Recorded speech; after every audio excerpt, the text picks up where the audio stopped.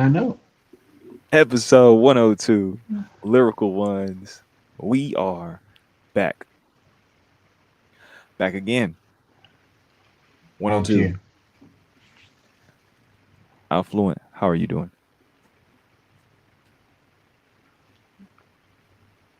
I'm doing well. I'm doing well. I am fully aware that the waves do not stop coming. The waves continue. The waves brush up along the shore of your life and they subside and then they pick up speed and volume. They pick up height and they find their way to other shores. They find their way to other people. They find their way across the planet. And none of us can stop the waves. So we must learn to surf always. And as much as pain can sometimes be a prerequisite for a certain type of art, sometimes the knowledge of pain without the experience of it can elicit beautiful art as well. And as much as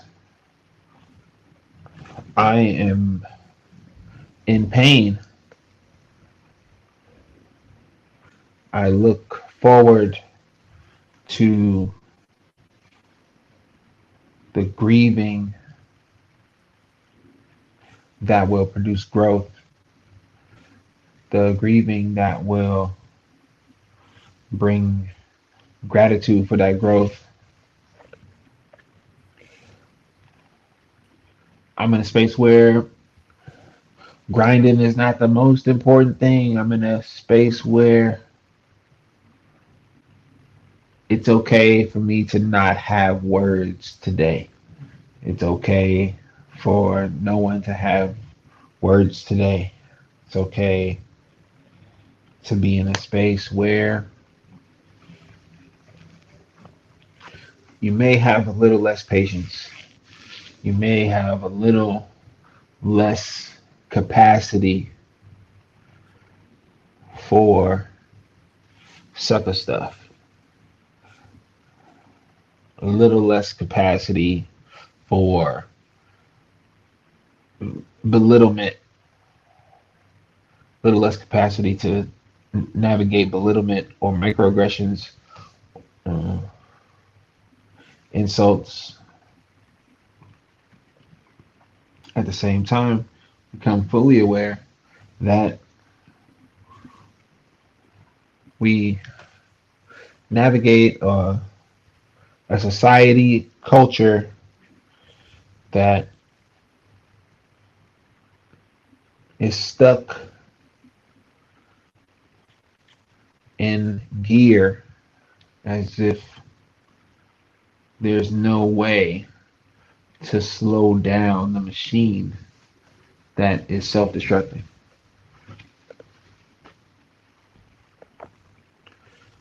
It's like when you see the ship in a self-destruction mode and you want to stop the sequence, you want to stop the countdown, but the only way to stop the countdown is to fry the ship's engine. The only way to stop the countdown is an electromagnetic magnetic pulse. The only way to stop the countdown is to stop the function of the ship. because the ship is set on self destruction. So I'm in a great space because I am aware of the waves that I must surf and teach others to surf and learn from those who surf better than me. Senor, it's Wednesday. How you living?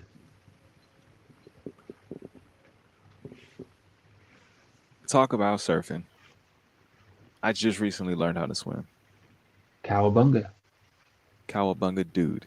Um, Synchronicity. Because for those of the LO family, they know in the closing hours of finalizing a movie how many times I brought up the first Ninja Turtles film. It's time to go back. I mean, it's everything is happening all at once in this continuum, the same period of time as it's all like everything's just happening. It's just all happening. So Everything, everywhere, all at once. everything, everywhere, all at once. Shout out to my 3 seconds of thinking that I found it on the internet to watch.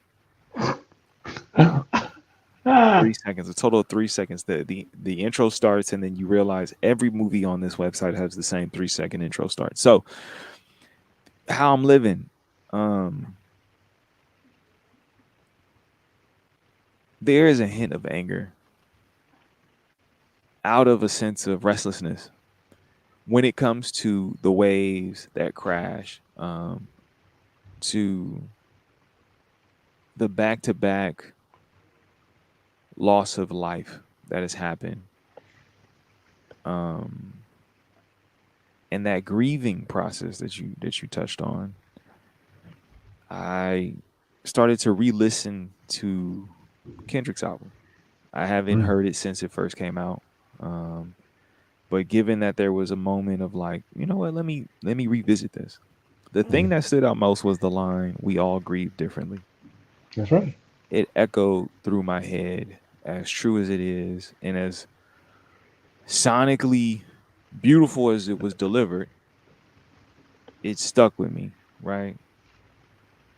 Because as I'm thinking about the commentary of people talking about grieving or the lack thereof being that there was a global pandemic that took place. People had lost so many people. Mm, And as you've seen over the course of 102 episodes, my own personal journey and refinement of my own compassion in the face of the waves as the waves come, holding on to compassion like a boogie board, a life vest, in the waves as they keep crashing. To look back at my life over those words, we all grieve differently. It reminds me of what my mother would say about grieving and how you can take control of it if you choose to push yourself to change how you grieve, because so many different cultures and people grieve differently. For some, it's a celebration. For some, it's heartache. For some, it's reflection. For some, it's all of the above. For some, it may be distant or detachment. Um, and having so much loss of life in my own family and seeing mhm, how my family members have responded to it. And one of my cousins, who I just oddly enough talked to today, had told me in reference a long time ago to another family member who had lost somebody that you can't put a time limit on grief. You can't tell somebody how to grieve. You can show them if they're willing to see, but they got to go through the journey. They got to process it. Right? I talked to another friend who we share the loss of our mother, and them realizing that they still have a lot more to do in the grieving process and in processing that grief. And so when I look at the world, And I know how negligent we could be with our sense of joy, our sense of self, our sense of health. It's back to what I said last week in that intention, right? You don't have to intend to do bad, to do things bad, right? You could Right. just forget all about it and it'll creep up on you. It'll happen without you, right? I didn't intend to get out of shape. I didn't intend to be unhealthy, have high blood pressure, my blood sugar level spiking. I didn't intend for that to happen, but right? Did I intend to do something about it? Did I intend to do things differently? And so, how I'm living amongst all that, Mm-hmm. I feel this immense amount of joy, this immense amount of pride, admiration, respect, love, compassion for everyone because I'm committed to doing things differently. I'm committed to not having things continue to manifest in perpetuity in the same fashion. And as much as things are wrong, and as easily this can be construed, I gotta lead with love every step of the way. If I'm trying to achieve peace, love has to be paramount in my process. And that means I have to be very mindful, thoughtful, responsible to the people around me, to myself, be like in the moment, present with the time I'm in. Yes, sir. And as much as there is sorrow, there is joy. And they exist together. They exist at all times. Not to minimize the sorrow, but sorrow happens on a constant if you take the time to look. And it doesn't diminish it by also seeing that joy can take place within the same span of time. In the same span of time, you can have a conversation that's uplifting, the profound resonance of knowing that the wave is coming. You don't even see it, but you feel it. That's right. They're happening at the same time. As uplifting as this is to be with someone I love, I also know that there's something coming.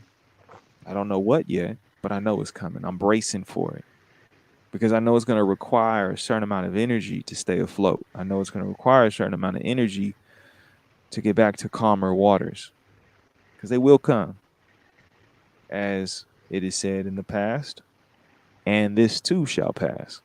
That's right. And so, yeah, how I'm living is living in joy with someone I love, going through a process of discovering a journey of love through, you know, bringing new people into this world to know that you don't know certain things until you get there as much as you think you know. Because I thought I knew. And then you start to look around you and read the signs and you're like, oh, wait, I think I'm going to change course in certain fashion, certain ways. And that's the thing that's like how I'm living right now. I'm living with that. I'm living with that joy. I'm living with that same space of feeling restlessness and anger within that. Also a sense of excitement and just discovery, the joy of being able to see something new and learn something new. So yeah, that's how it is right now for episode 102 of the Lyrical Ones podcast. 102, like the Dalmatians. The sequel.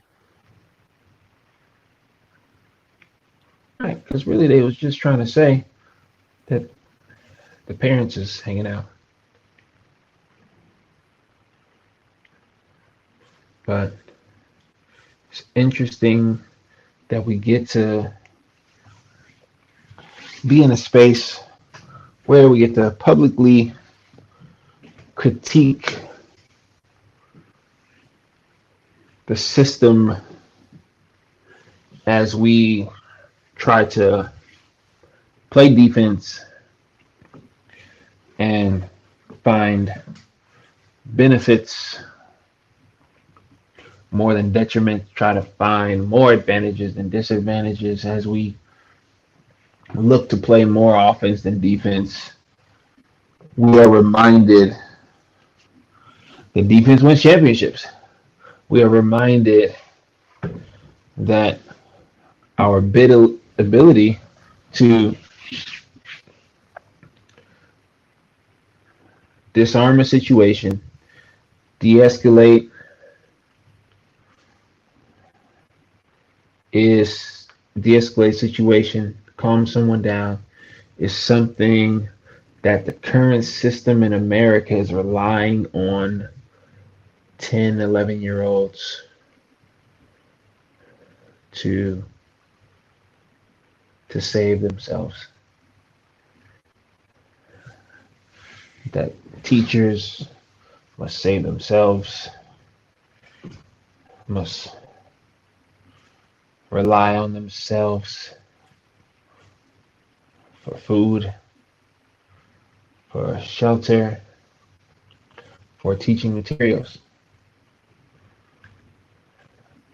That they must be fully intentional on providing what the schools are responsible for, but fail to meet their standard that was voted on by the committees, their departments of education, and decided on by the folks who voted people into power. And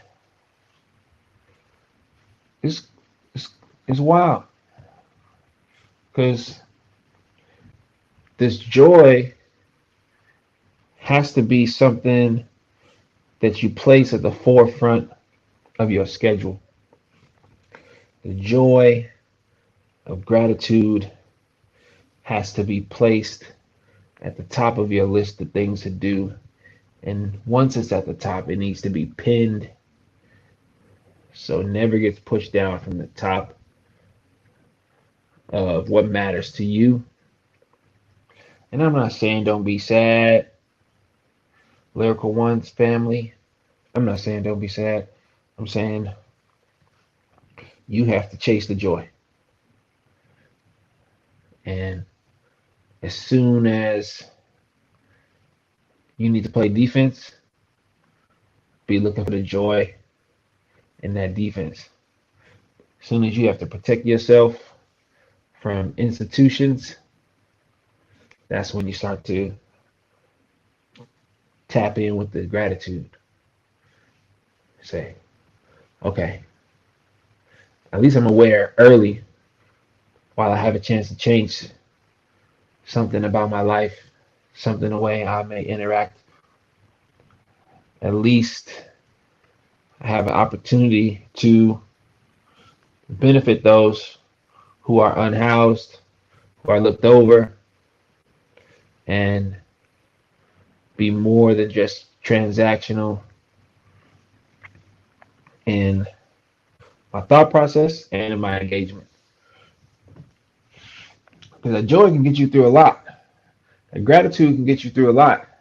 That joy is like muscle compared to despair and hopelessness. They are fatty,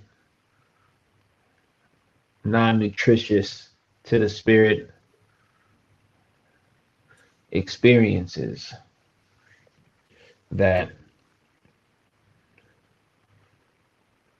the folks got to find a way to name their joy. I think we do a good job of naming our pain, naming our hurt, and folks need to find that joy. They need to look for it. They can tap in with lyrical ones and see how each of us found that joy. Cindy, how did you come across the joy that you need to sustain your everyday life being a person of color in America?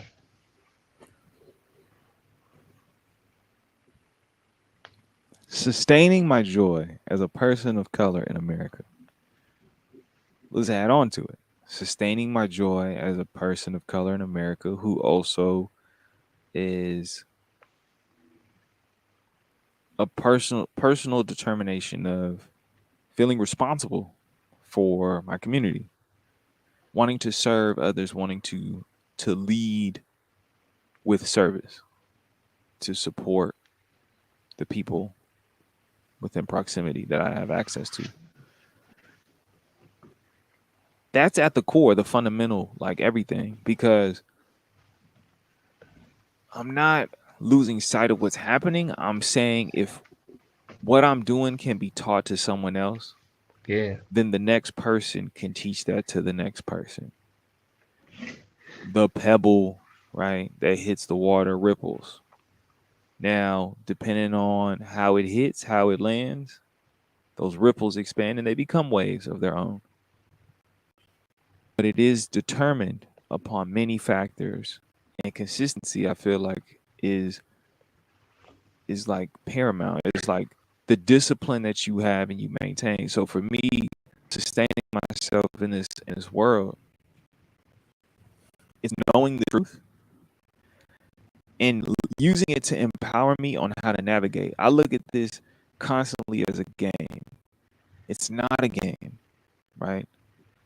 In this game, there's permadeath.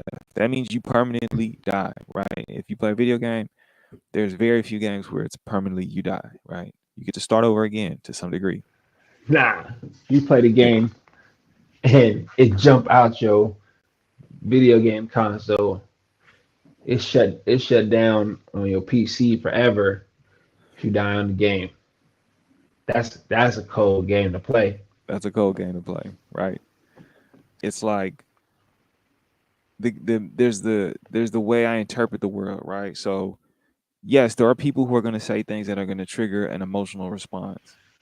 So either you have to move yourself from being in situations where that emotional response does you harm, Yeah, or you find ways to deal with it where it changes how you interpret it and receive it. So the emotional response is now a different emotion. I am not impervious to hearing people say things that will land on me in a harmful way because there mm, is an urge to come back with XYZ, which is why now I'm in the situation where I'm in because I realize in order for me to endure those conversations, because they will happen, because I know that they're important, I need to have a different foundation of what I stand on. that's right. I need to have a different level of stability that I have to provide and produce for myself. Now, that's not to say it's for everybody, but there's some people who it will resonate with them. There are some people who have, to some degree, have lost hope. I've had Yeah, conversations with people who have like lost sight of, well, why am I doing this? What am I doing it for? And it may suck because you want someone to call on you to say, this is what it is. This is what I need you to do. yeah, And it's not going to happen, right? But there's been people who have told you that they needed you, but you just, for whatever reason, you weren't willing to accept it. Now that's when it starts with you. Because in my shoes, there have been people that have told me they need me, mm, but I also realize I need myself. And there's a that's right. balance that has to be struck. I did not have a choice in coming here, but I'm Mm, not going to lie and say there weren't things that I enjoy or I benefit from or that I love in my experience, in my observation, in my growth here. right. Sustaining myself as a person of color in America while also wanting to be of service to my community that exists in America, I realize that once the numbers get too large, it's not sustainable. That the Mm, infrastructure is not made to handle the growth and the advancement of us as people. So that means I have to focus on the ones around me to ensure that they're okay. And if they're willing, they can receive skills of benefit that may produce positive results. And if they receive it and they practice it, they can also pass that on to others and let it grow. Just like pollen in the wind finds dirt, the rain will fall, new you get the plants will highlight. sprout, That's right. right? So for me, knowing that is real, seeing it happen, right? When we talk about the unhoused and we realize that violence comes in many forms, it comes in many different ways. Harm comes in many forms, it comes in many different ways. Everything exists together. Nothing is left or right when it's life or death. Hmm. And that's the thing. Whatever you choose to do is up to you. Right. But if you're thinking of the whole self and you're thinking of the person and the people, nothing is mutually exclusive. And things can be worked on in tandem, right? You can plant as you take care of something that's already growing. You can plant seeds while you also reap the benefits of the fruit. That's right. But it takes experience to learn how to do that, right? It takes Takes experience experience to know. harvesting. Yeah, exactly, right? You can expand on that. You can do more than just that, right? You can milk a cow, you can make some butter, you can make some cheese. It's not mutually exclusive, right? To say, oh, I'm going to have plants for sale and I'm going to have XYZ That's right. additional. We're human, right? In the benefit of that, that means we have the ability to decide our limitations. For some, it's hard to accept because someone along the way has placed expectations on you, and the disappointment of those expectations hurt. And if you're not given the training to deal with those disappointments, it can be very discouraging. It can be heartbreaking, and grieving That's right. may not even be a part of the conversation. But this conversation, it is Yeah. very much at the forefront. To grieve, not just because it's the loss of life, sometimes it's the loss of time, sometimes it's the loss of pride, sometimes it's the loss of self. There's something to grieve for. It's not to be minimized, it's not to be made insignificant because someone else who's consumed with their own detachment or their own levels of harm and can't see it because they've used it as a way to identify success.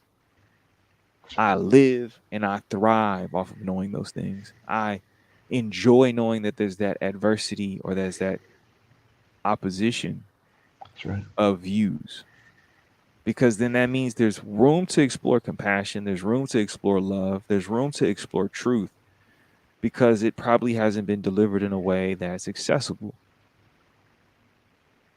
It's Hmm. accessibility, it's That's right. proximity, it's tangible, it's responsible. Those things are the things that keep me going in this, because I'm forever consumed by what hasn't been done before. And I'm not saying it's for everybody. I know it's not. Some people are comfortable with what this is, with where we are. Even if they're not willing to say it out loud, actions always speak. And I hear it. But there are some who they're ready for more. They're ready for different. And Yeah. I'm here for them. I'm taking responsibility to show through my own example, right? If I take care of my garden, you can learn from that to take care of yours. Because I am a big believer in when you can manifest change for yourself, you can replicate that model to give it to someone else. But you have to have the experience to go through it. Some can teach without the experience, and there's nothing wrong with Yeah. that. But there's Right. something so much more profoundly impactful when you can witness an example. And that has become my soul driving force every day, to help others succeed, to be in proximity to love, reciprocation, reciprocity, to have compassion around me, to have understanding, to be responsible, to build Yeah. community. Those things matter so much more. And those are the things that drive me, while also maintaining my own self governing life without Right. having people tell me what I can and cannot do, by not having to ask permission for my necessities. That's what pushes me. I mean, what pushes you, right? What is the things that get you going, that get you revved to keep pushing? Waking up always starts there. Waking up puts me in a space of I can't believe that I was able to get another day. Now it's time to tear it up, if you will. And um, my future self is calling me forward. My future self is who I will become, and in doing so, I am motivated by that future self to become the version of me that I hope to be. And so when I think about joy and I think about sadness and goodness and kindness and gentleness and humility, I think about grace. I think about these things that allow me to be a part of a community, whether that community is two people. Um, my future self, right, is telling me to work on these things, but also accept the normality of these things, that they are not outliers in your system, in your day. And though though it's not always the case, sometimes, yeah, I guess sometimes it's just the people around me. They bring me joy, that get me going, that call me to make moves better, to move at a pace that's sustainable, move at a pace that is promoting my rest more than it's promoting a grind culture or a work that needs to be done. Uh, so from a, a stop, from the dead night of waking up to interacting with clients, friends, family, all those people have me a part of their community now.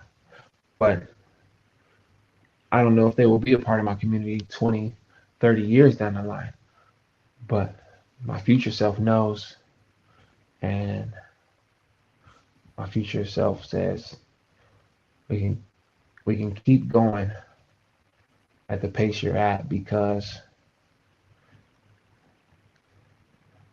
the work you're doing now will bring results.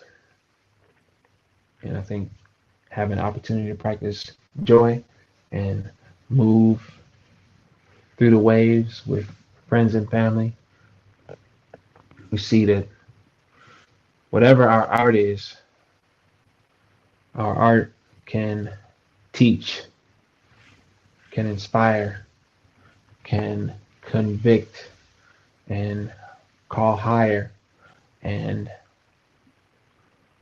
stay strict, that the way you move is, again, sustainable, but again, protects me. What motivates you, Sin?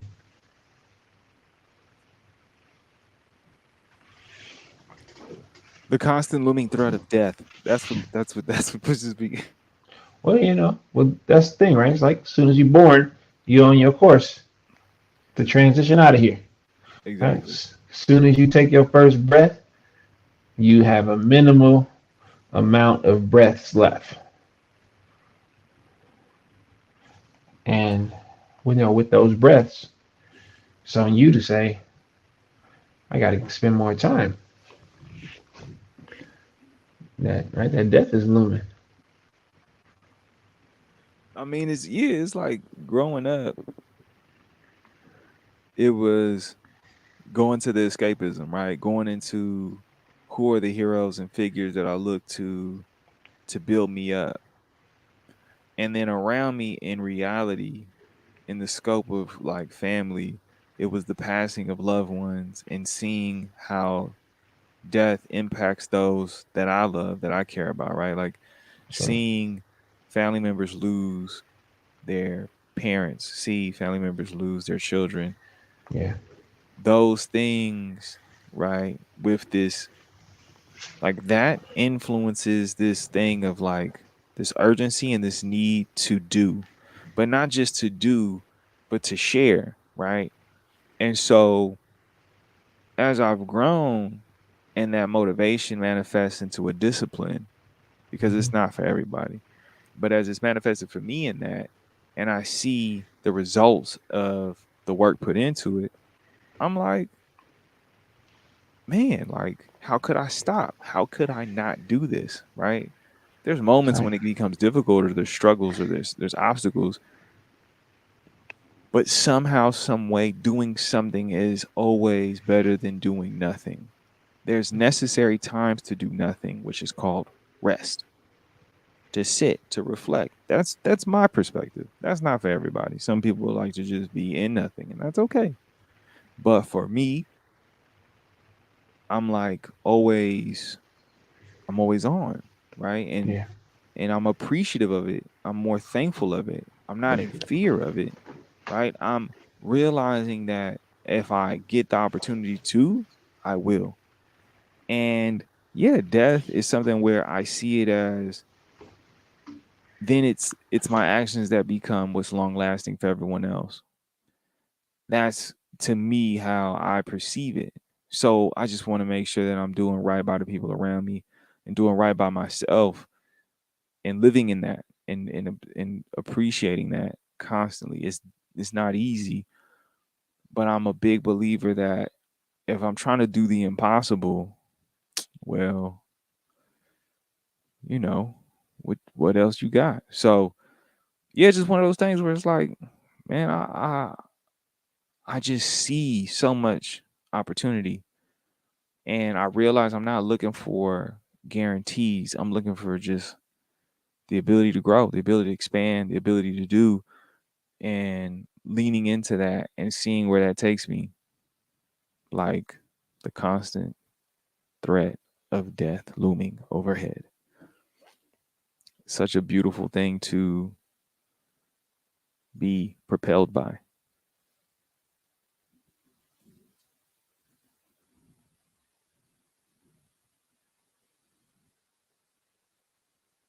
Propellers.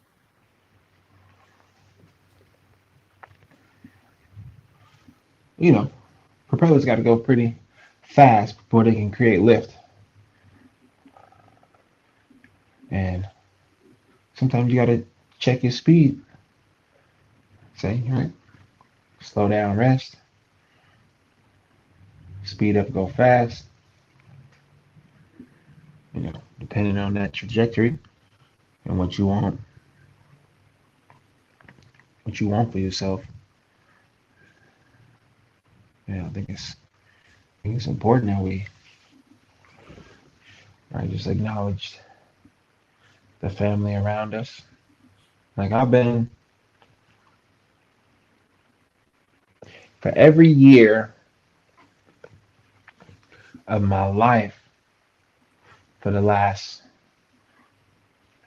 maybe 30 years, two, 3 months, 2 months. Yeah, 2 months would have been 30 years that I've had a mostly functional relationship with grief. Every year for the last 30 years, I've been saying goodbye to folks. And, you know, some people get a break from that because the generations are spread out. They got the frosting. The frosting is like the added bonuses in your life. The frosting is like the thing that makes you smile. It's like even though I have this grief, there's some whipped cream around. There's some frosting around. Like I can find joy in my sadness. I can find joy in my grief. I can find gratitude in my grief. So I had to call it something. Might as well be frosted. Might as well be sweet when I can see the difference in my life between the transition of death and like just like the noise of toddlers and young people playing around, not knowing the grief that I know. That's the type of frosting. That's the type of frosting that I have in my life. That that reminds me that even if I don't have the cake and eat it too, I can still have more and be more and not hold on to the identity that I'm just a griever or just like for the last 30 years all I've been doing is grieving. For the last 30 years all I've been doing is being sad because folks been picking on me because my family ain't got it right. Meanwhile, someone cannot be fully appreciating their life next to someone who is like struggling to stay alive, struggling like to to figure it out. And in those waves of roller coasters, like there's always a choice of am I going to get that far? Am I going to progress that much if I am only able to not grieve for a short time? That you can be so tired and still be thankful. You can be so tired and still find the frosting.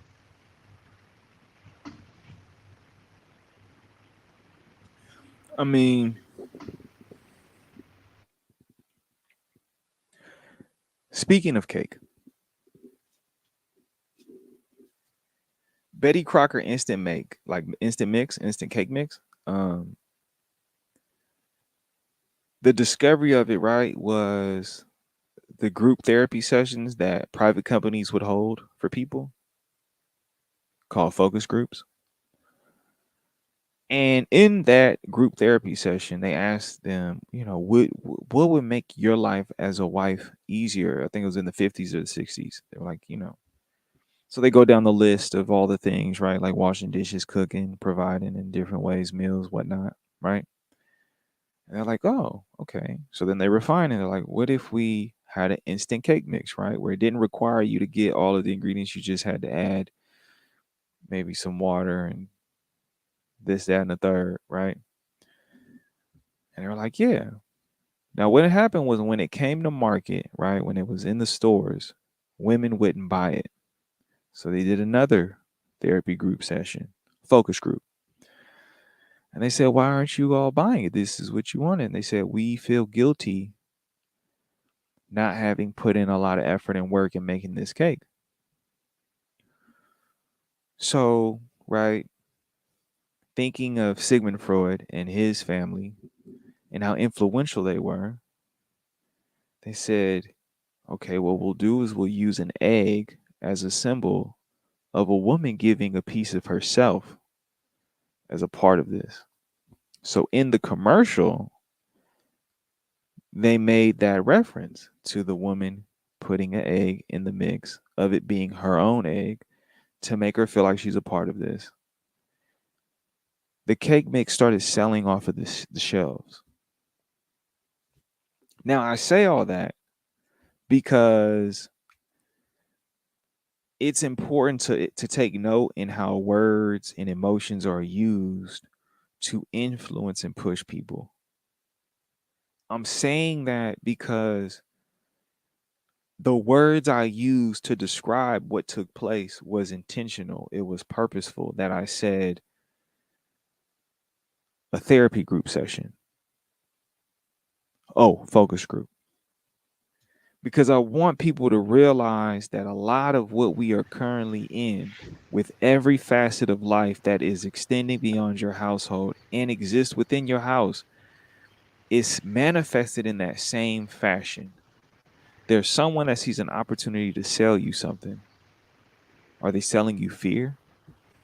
Are they selling you insurance? Are they selling you a guarantee? Are they selling you influence? Are they selling you on the hope? Are they selling you on leadership? Are they selling you on a chance? It's manifested in itself to where we are now, where every word and how it's delivered is with so much intentionality, thoughts, and prayers. When you live in a country that is tumultuous and is dynamic, complex, Yeah. the words used repetitively are not something that was just drawn up. It was Yeah. something refined over time. Conformity, uniformity, feeling like there's some sense of unity, like you belong. All of these things, there's intentionality and purpose behind it. So that cake mix, the frosting, right? It is definitely where you look. It is definitely where you find it. Sometimes you don't even realize you got it. I know so many people get so consumed with what's in front of them Mm. when it's time to look for the thing they need, which is beside them, behind them, in their hand, in their pocket. Maybe it's right where they left it, right?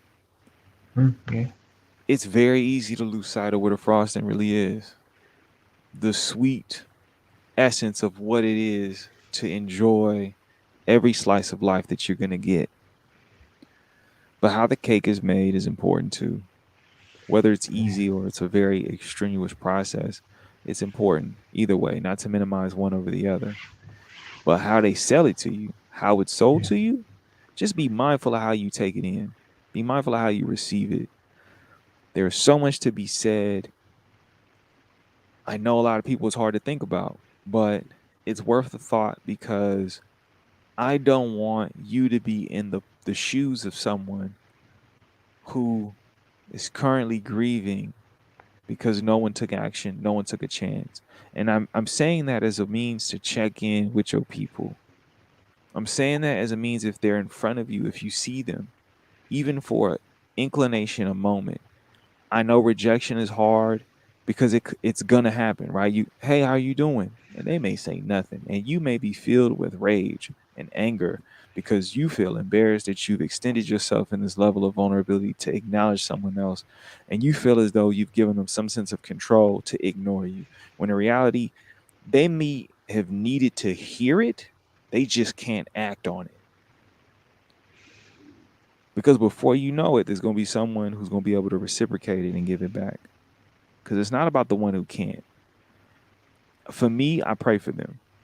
I think of them fondly. I think deeply for them. And then I let that go and I move on. That's it. Because there will be someone where I'm going to do it again and they're going to be able to receive it and give it back. They're going to Mm. be able to see that I cared enough, and that care is going to carry them over whatever the hurdle is, whatever the obstacle is. It will carry them through whatever mountain is in front of them. It will give them that tunnel in that space. I'm just saying, I'm not a saying, man. I'm saying, man. Shout out to Gohan. They really try to do that boy dirty. But when you try to create those spirit bombs of love, you got to pull on all the people around you, even the ones who may not want to give. They will give at some point. May not be to you, but you may be the one to start that ripple effect for them to open up to the next person who they may encounter. I'm just saying. compassion goes a long way. And it does come down to checking in on your people, taking the time to see them and acknowledge them and hear them out. I know it takes time, and I know time is hard to come by, but you also going to spend your time doing something else. And I just have this feeling that that ripple, that wave will have enough of an influence where the next time someone feels alone or doesn't feel like they have the opportunity to, that they feel seen. Because I do think it's important for people to feel seen, whether they're in their home city, hometown, their own community, whether they're in their own family, amongst their friends, or just in school. People want to be seen because if they're not seen, they will force you to be seen. Because if it ain't one thing, it's another. And for me, I think of all things, and none of it's mutually exclusive. Affluent. Yep. On this episode 102, Hmm. do you have any final thoughts or words for our lyrical community? Yeah, I think it's important that folks find that joy. I think it's important that folks remember, like, the tough times are when the weight is heavy, and your technique is what's going to keep you safe. The mechanisms that you have to move through tough times allows you to go forward. And not just the care you receive, but the care you give will will carry you forward. It will take you to heights you hadn't seen. And I just want folks to continue to create, because as you create, you bring into the world something that doesn't exist. Um, Even if you're copying a still life or drawing something a quarter, you're creating something new that wasn't here before, except in its energetical form. And right now, prayer is great, but we need to harness the discomfort that exists in the US right now to bring to attention, bring to action the folks who are part of the administration. Not just bring them awareness, but hold them accountable that we can't we can't play with the elephants in the room no more. For the politicians who can't come out and say what the problems are and hold their colleagues and basically co-workers accountable. Say, bro, I know you didn't really vote yes on that you were supposed to. Like, this culture of just taking money because it's your job is not the move. Just taking money because you're a politician and that's what you're supposed to do is not the move no more. Taking money, just accepting money and going through the motions without using your platform to benefit others, it's not the move no more.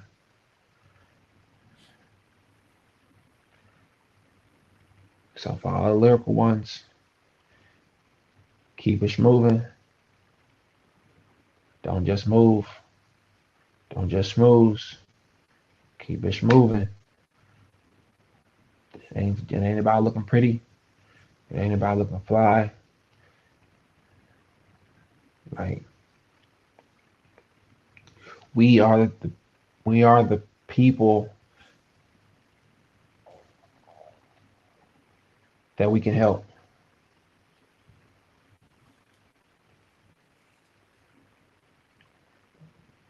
It's us. We are them, they are us. It's a we thing. It ain't this bootstraps. We all can take our boots off and go further than we ever gone with the boots they trying to give us. The boots they gave us. The boots they gave you since birth. That they said, here, as soon as you can put these boots on, as soon as you hit obstacles, as soon as you hit resistance to your dreams, that's when they put the boots on you to tell you to pull yourself up by them bootstraps. So just remember, all the pandering that's going on, all the lobbying, all the all the quiet, it's not the move no more. All the quiet ain't the move, and loud ain't enough. Actions. It's the only thing we should be hearing. If we ain't hearing actions, we gotta start threatening these folks with their tenure, with their seat. Lyrical ones keeps moving. Keep it moving.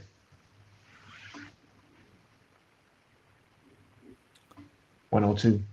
102.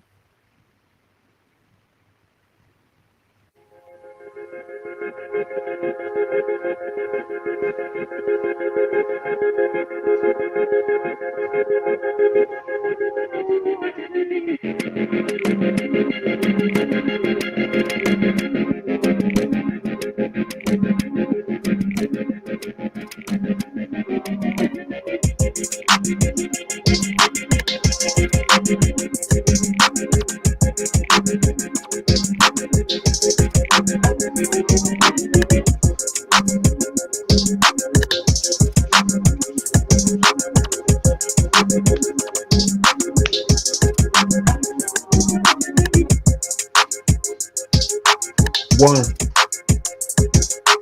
ones, ones, ones.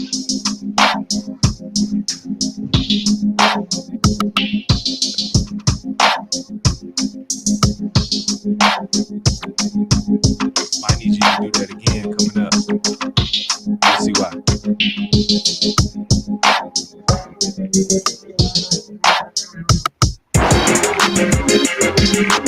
Ones, ones, ones,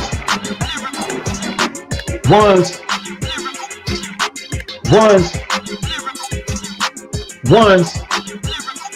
Opposition. Ones, ones, ones, ones. Opposition.